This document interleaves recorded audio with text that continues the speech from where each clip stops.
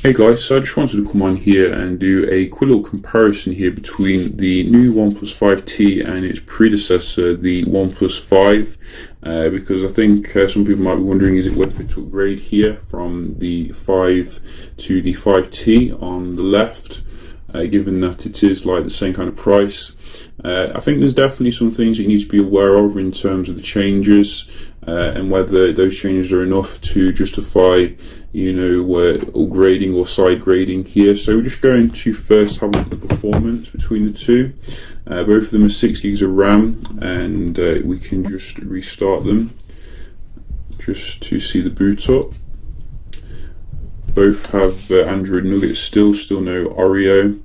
But I think you can get beta obviously for the OnePlus 5 if you want to test out the official Oreo.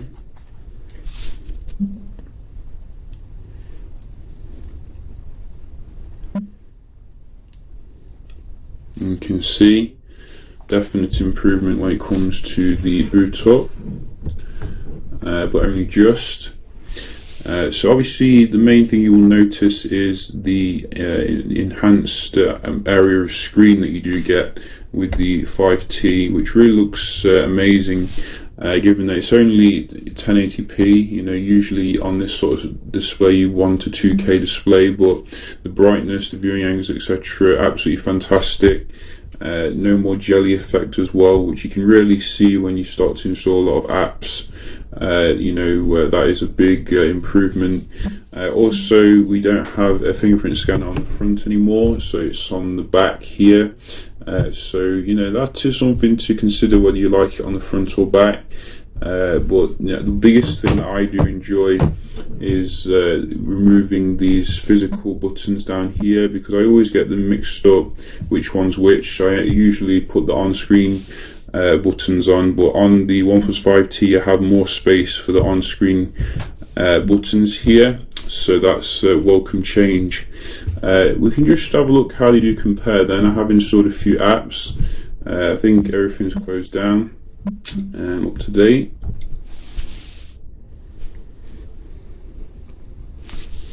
Not expecting too much difference here. We can see the 5T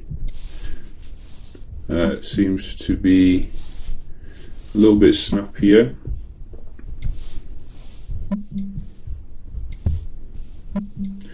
But most things you can see are generally very comparable, which is what you would expect. So let's try some of the inbuilt apps. Settings, that was the 5, and another one. Let's try calculator. So quite similar here for most of them. Really, I don't think if you're looking at it a performance perspective, you're not going to see a massive step up, but you will see some improvement, which is good.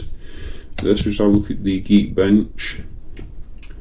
So, I think we are running Android Oreo on the OnePlus 5. I thought it was Nougat, but I'm probably still running the beta. So make of it as you will.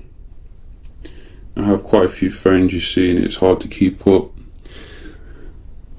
But we are running the Geekbench. I will fast forward through this. So I think we're coming to the end now of the Geekbench, and it seems that the 5T is just ahead in terms of finishing it off, which is quite nice. We do like to see improvement, and it does seem to get better scores. So maybe they're using better quality memory or something, because obviously the official specs are quite similar.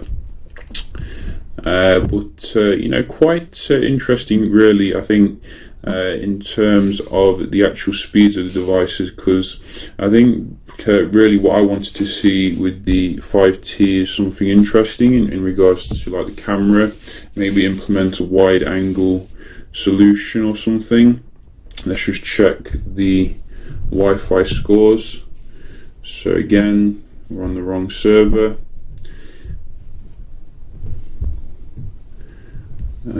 So yeah, it's on the right one now. That is random. So this is the OnePlus 5.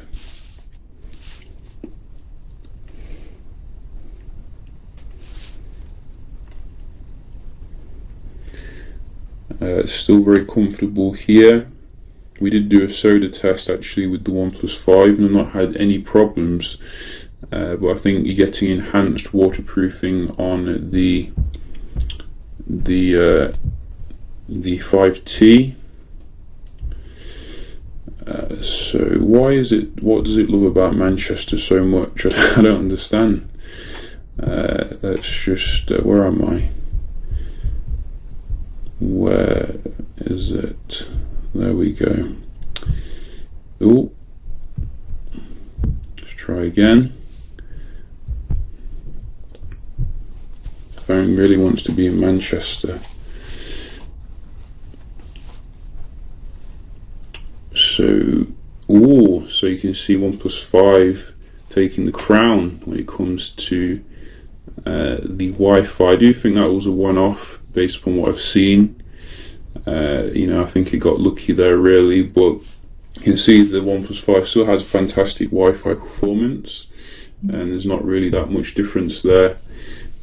So what else is there new on the 5T? Obviously we do have a facial recognition thing, which from what I've seen is hit or miss in terms of the functionality. You know, it does also have, I think, the same kind of a battery percentage. I probably would have liked to see in 4000 mAh like the Huawei Mate phones. Does it have high-res audio? I think it does in terms of the Bluetooth, but no 32-bit DAC for your wired solution. But it's good that they have kept a headphone jack. You know, do give props where props is due. It's one of the few phones that actually does have that still. Is it worth upgrading from the OnePlus 5? That is the golden question. Too early to tell for me. You know, I think I'm going to use it as my main phone for a while just to see how the experience is and then report back. But I think it does have some nice things and some missed opportunities overall so far. I hope you found the video helpful, and I'll see you in the next one. Cheers.